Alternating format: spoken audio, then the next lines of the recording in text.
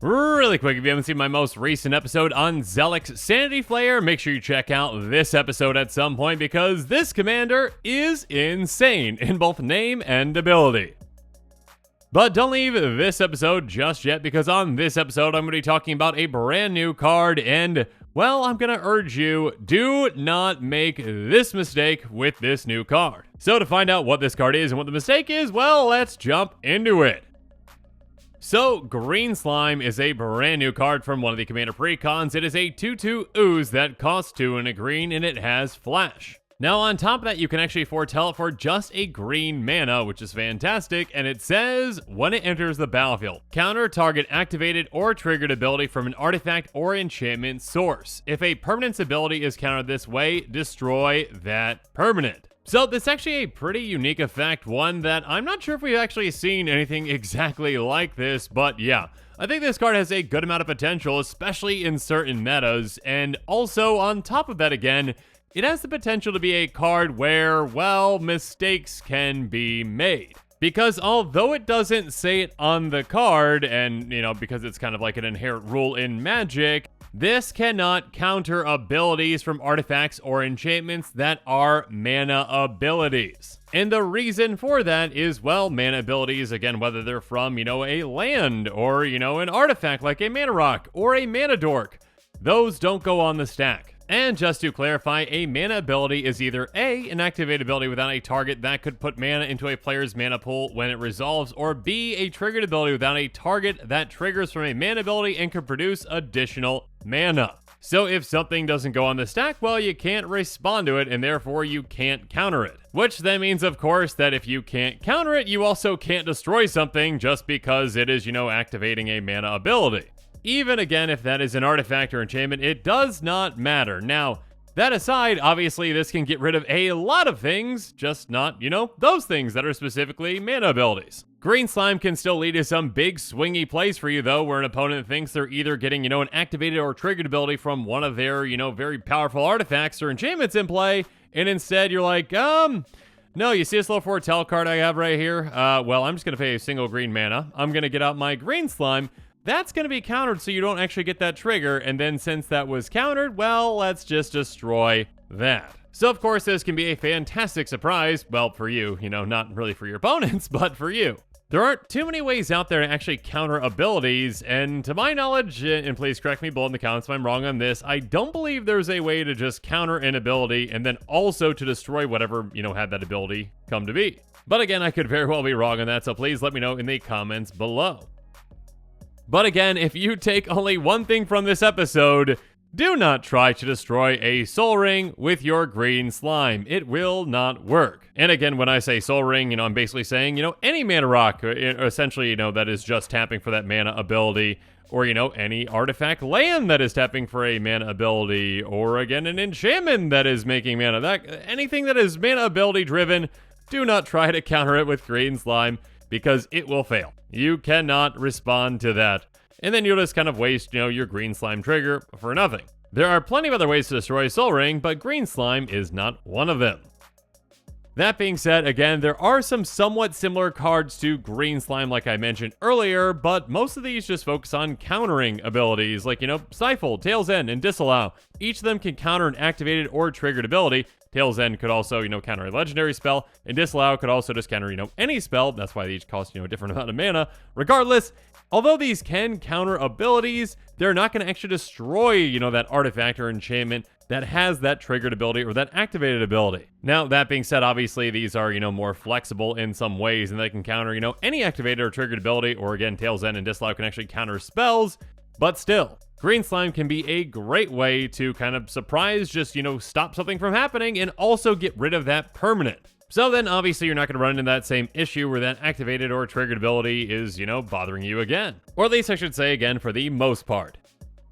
Regardless, another thing to keep in mind with Green Slime though in regards to, equipment like Swiftfoot Boots or Lightning Greaves. Obviously, these are some very popular, equipment that you're probably going to see in a game of Commander. Swift Boot says equipped creature has hexproof and haste, and Lightning Greaves says equipped creature has haste and shroud. Now, obviously, neither of those things are, activated or triggered abilities, but one thing that you can do is if someone actually moves to equip, either, with Swift Boots by paying 1 or Lightning Greaves for paying 0, that is an activated ability on an artifact. So when that opponent moves to equip, you can take these out with the green slime. So just keep that in mind, and again, make sure you take that opportunity when you can, because if they just decide, keep that equipment on that creature and not move it after that, well, then you can't, utilize green slime to counter that, equip and also to take it out. That being said, obviously consider this for other equipment as well, especially very powerful ones like Skull Clamp. It has equip 1, equipped creature gets +1/-1, and whenever equipped creature dies, draw 2 cards. Now with Skull Clamp, you actually have multiple opportunities to take this out.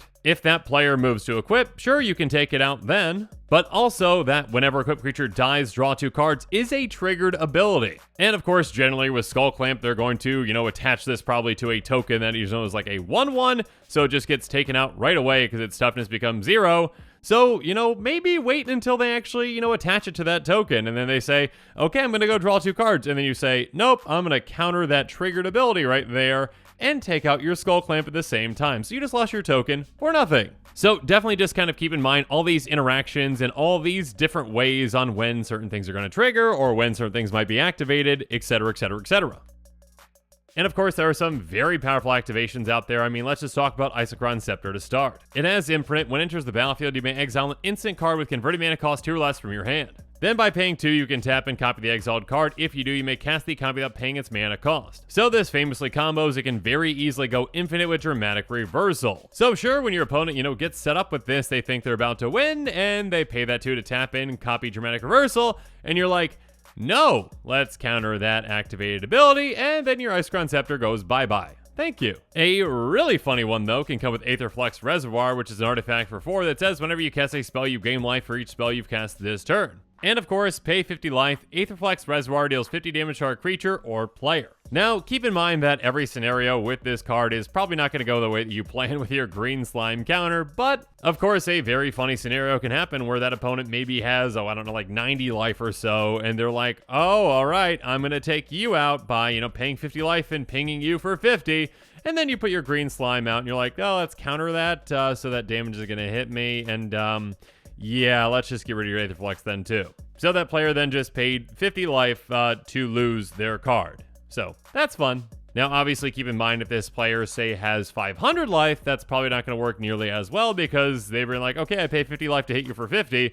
And then you're like, no, you don't. I'm going to counter that. And then they're going to be like, I pay another 50 life to take you out. So, yeah, just be careful, okay? Also, be careful with something like Sensei's Divining Top, which you can actually respond to in multiple ways, but one is probably the more correct way. It has pay 1, look at the top 3 cards of your library, then put them back in any order, and tap, draw a card, then put Sensei's Divining Top on top of its owner's library. So what you probably don't want to do is respond to that, pay 1, look at the top 3, because if you do, the player's going to be like, okay, I tap to draw a card and put it on top of my library to avoid that? Thank you. So then obviously, your counter in destroying of Sensei's Divining Top is going to fizzle. So yeah, really just make sure that you're picking and choosing your moments with this new card.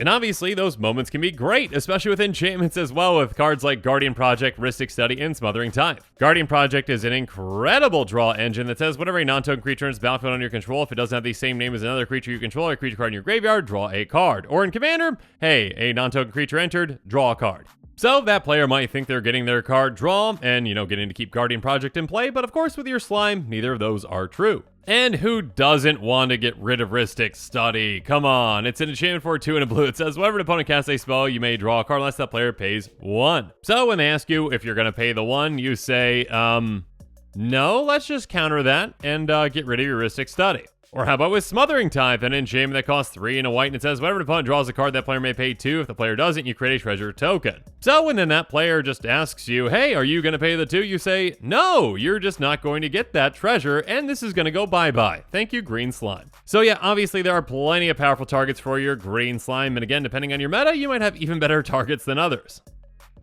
And of course, with enchantments as well, make sure you keep in mind that there are ones that have multiple things that you can respond to as well with green slime. For example, Revel in Riches says, whenever a creature an opponent controls dies, create a treasure token, and at the beginning of your upkeep, if you control 10 or more treasures, you win the game. Now, obviously, the safer play is probably to get rid of Revel in Riches when your opponent starts getting, treasures from creatures dying, and, to stop them getting from value for that. But you can also, if you really want to troll your opponent, if they really want to win with this, and they get to their upkeep, and they're like, hey, I've got 10 treasures, and then you're like, cool, counter that trigger, and your Revel in Riches is gone. You don't win. But again, that's the riskier, but probably funnier play.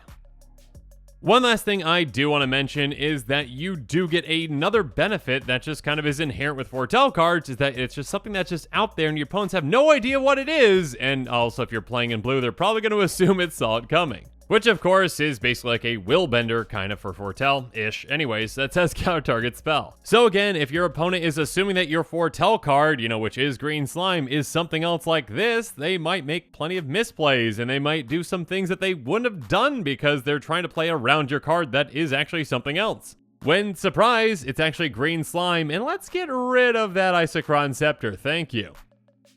So yeah, overall, green slime has a lot of applications, and there are a lot of things, a lot of powerful things out there that this can counter and get rid of, but do keep in mind again, those are not mana abilities. This cannot get rid of mana ability permanents. I'm saying that in a really weird way. This cannot counter mana abilities and then get rid of the permanent. There we got there. So while this definitely can take out a Smothering Tithe or a Skull Clamp or even a Swiftfoot Boots, no, this cannot take out a Soul Ring. So please, please, please keep that in mind. Regardless, also keep in mind that there are plenty of other exciting quick takes and spoilers on this channel, so make sure you check those episodes out.